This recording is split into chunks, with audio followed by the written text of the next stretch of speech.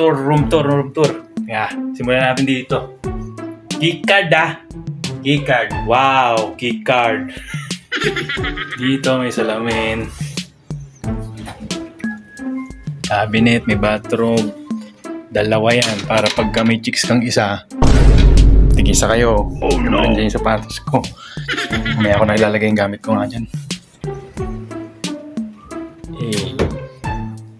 So, meron doon planchahan. Ito yung plancha mismo. O meron din ano ba to? Meron blower. Yun.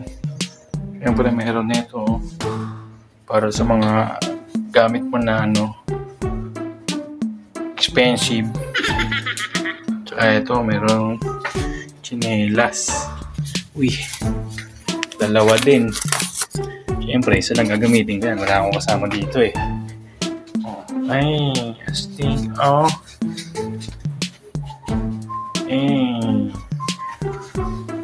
So, mamaya tayo pumunta doon. Diretso tayo sa CR. Yay! Yung mga baso na merong dental kit. Ano ba yan? Toothbrush yan. Dental kit. Dalawa din. Shower cap, cotton buds. So, may towel na rin dito mga idol. Ayan, tissue. Siyempre, dyan ka tatae. Wow, tatae. May body wash na rin. So, ito yung shower room. Shower room. Shower area. Yan may mga sabon na rin So, kompleto. Yeesh. Peace out. So, ngayon. Next, mayroon dito.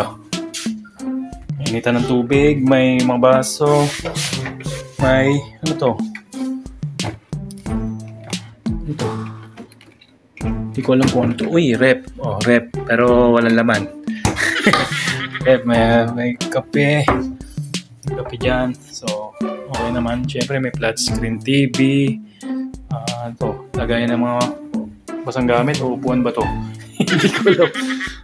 Okay, painting. Ano to? Hindi ko alam kung ano to. Hindi ko alam kung ano yan. So, syempre ito. King size bed.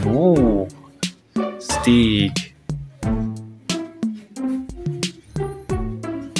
Syempre may side table. Tsaka may parang computer table dito. Working table. And then, pinakamaganda sa lahat, may tanawin. Nasa 21st floor kasi ako mga idol. Yan stick. Yan yung baba. So, yun lang. Bye-bye.